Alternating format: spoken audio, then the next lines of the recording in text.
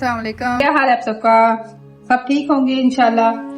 आज हम लेके आए हैं खुबानी की चटनी जो कि बिल्कुल हेजी है। इसमें ना मेरे सिर्फ आधा किलो मैंने लिया खुबानी, जिसे मैंने 2 घंटे सोक करके रखा था।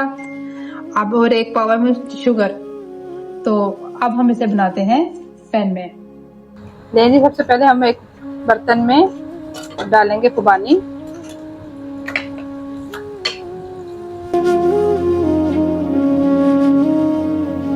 और पानी इतना ऐड करेंगे कि इसमें खुबानी डूब के बल्कि डबल हो जाए पानी।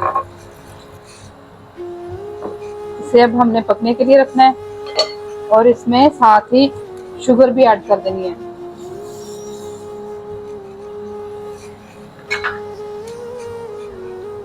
पंद्रह मिनट मैंने इसे पकाने के लिए रखा था। माशाल्लाह देखिए इसमें जोश आ चुका है।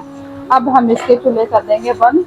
हमें अब इसे हम ठंडा होने के लिए रखेंगे। बिल्कुल ठंडा हो जाए तो फिर इसके बाद हम इसे ब्लेंडर में ब्लेंड कर लेंगे।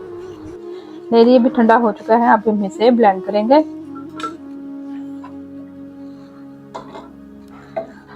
ये हमें रमज़ान में बहुत काम आएगी ये चटनी इंशाल्लाह। रोज़े भी रखेंगे, साथ साथ इसके मज़े भी लेंगे। ये तकरीबन समोसा, उसके साथ फ्रूट चाट और दही भल्ले वगैरह में हर चीज़ में काम आएगी। देखिए इसकी थिकनेस कितनी अच्छी है।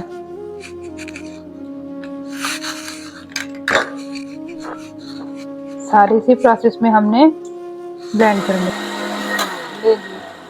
ये भी रेडी हो चुकी है।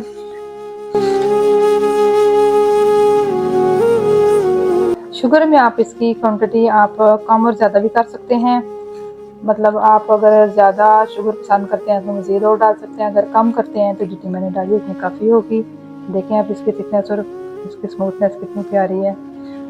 मेरी खुबानी की चटनी रेडी हो चुकी है। ये बहुत मज़ेदार लग रही है। मेरे पास समोसे होते तो मैं भी खा लेती साथ से। तो फिर नेक्स्ट रेसिपी के साथ मिलूंगी। अल्लाह हाफिज़।